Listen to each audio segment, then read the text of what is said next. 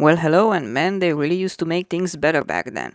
Look, here I have Windows Vista running on my PC in 2026, and as expected is way better than the so-called modern Windows.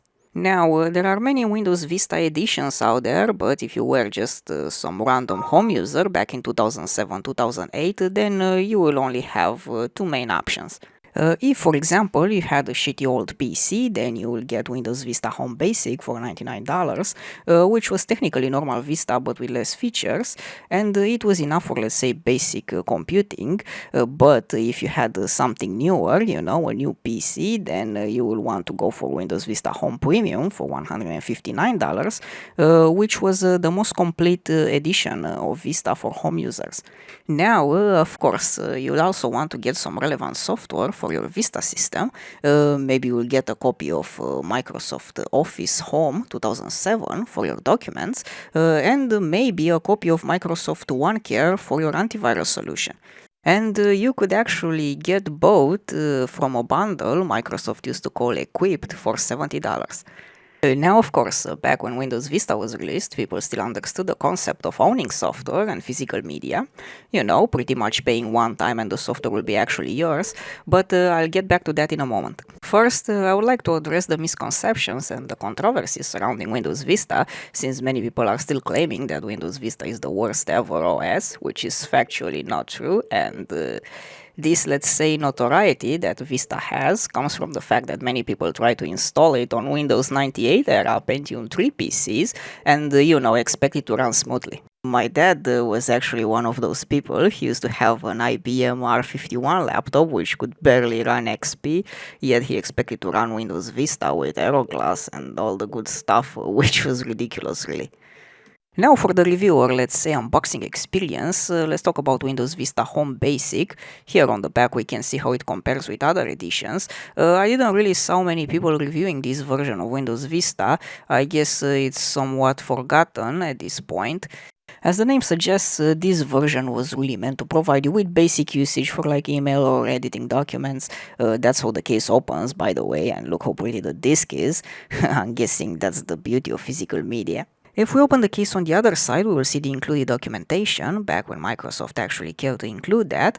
We will have a quick startup guide, which is going to explain us the basics of this Vista edition, how user account works and so on. And we will also have the request form for the 64-bit version in case you had more than 4 gigs of RAM and you need that. Which is actually a nice addition, and it shows that Microsoft actually understood the fact that different users had different needs.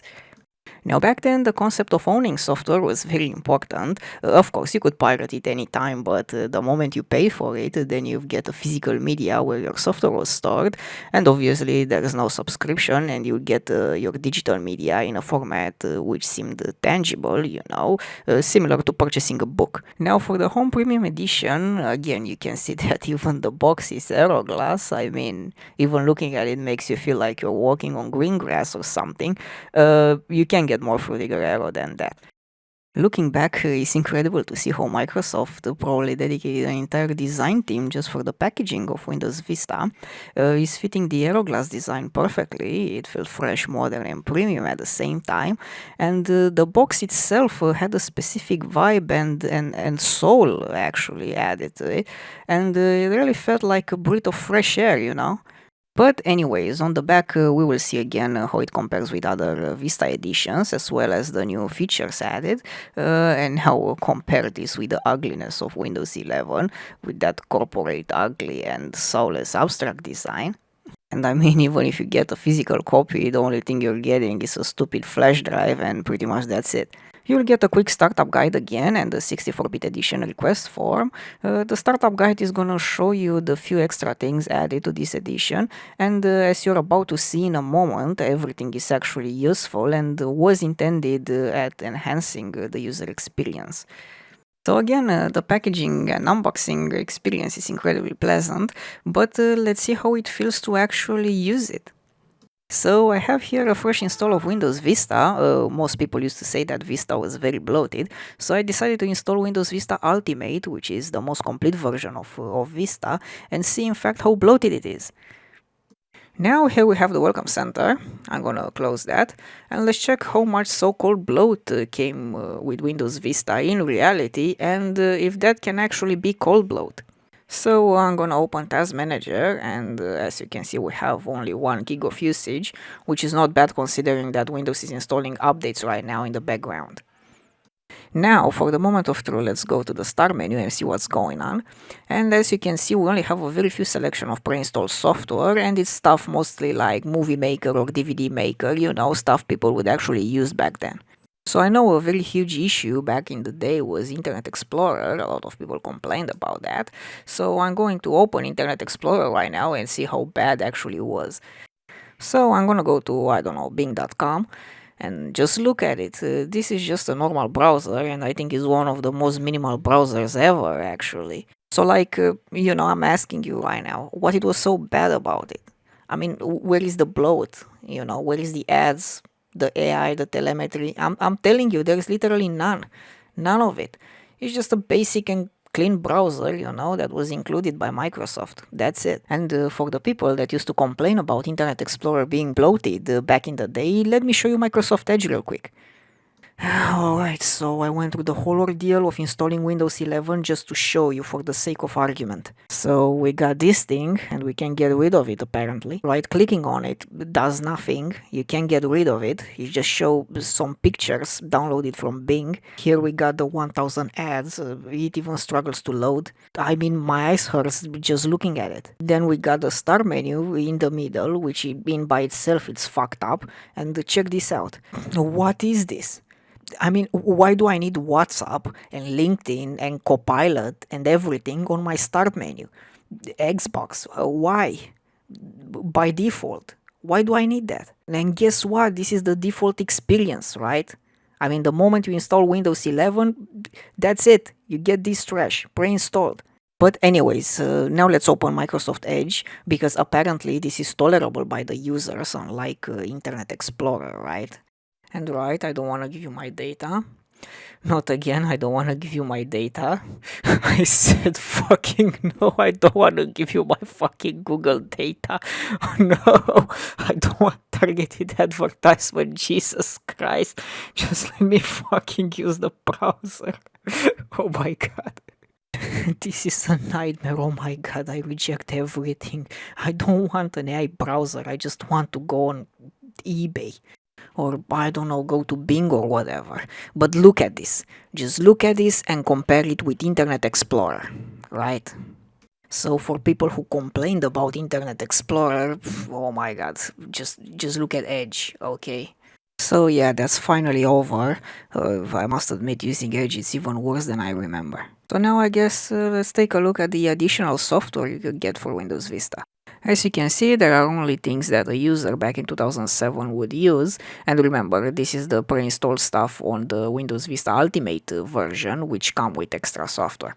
We got things like DVD Maker, people used to burn DVDs, and remember, back then you had to pay for stuff like Nero to burn DVDs, and this came free with Windows. We got Windows Live Messenger, which was pretty much the Discord of that time. Almost everyone used it back then. We also have Windows Media Center, which you could use to stream movies on your TV, and Windows Media Player, which was actually a very good video player. It had almost all the major codecs back then, and it was free. It came free with Windows, again. Now I want to show you something very interesting. It's called Dream Scene, and it pretty much allows you to use videos as live wallpapers. Now I can't really demonstrate to you, since for some reason it gets bugged when I'm using a VM. I don't know the reason yet why this happens, but it doesn't work in a VM. But I mean, it was a nice addition and it came free with Windows. Now you have to pay for something like Wallpaper Engine, you need to buy it from Steam. And there are many useful things that Microsoft used to provide for free, for example the WordPad, which they removed in Windows 10 of course, because it was a very powerful word editor and it came for free. Now in terms of additional software they used to provide during that time, it wasn't something completely useless like today. For example, in terms of security solutions, they first released BitLocker on Windows Vista. And it didn't require any type of cloud or Microsoft account or whatever, it was just classic encryption. They also released OneCare, which was a security package with an antivirus, and this was one of the few cases they did require the subscription. Initially, when OneCare was released, you did have to pay for an yearly license. However, even though, yeah, you can make the argument for an antivirus solution that, okay, fine, you pay for the signature updates, right? But after 1 year, they made it free, and it became the Windows Security Essentials. They also used to release another useful software, although here I have a newer version. It was basically like an encyclopedia, and it had information from most fields. It included a dictionary, and it was completely offline. And I remember really enjoying using this software when I was a kid. They also used to release an HTML website builder. Again, I have a slightly newer version here. And if you wanted to build your own website, okay, fine, you could just use that. It was also completely offline, and they made it available for free eventually. And there are countless examples, and it will take me at least 5 years, to talk about each of them. However, my point is that back then software released by Microsoft was much better both in terms of quality but also in terms of general usability. They tried at least to bundle software that the general public would find useful, and as you can see, most of them were optional additions and they were not shoved down the user's throat. There were no ads, AI, cloud, nothing like that, and definitely not bloat. But anyways, I already talked way too much. I hope the video was not too boring. Thank you very much for watching and see you later.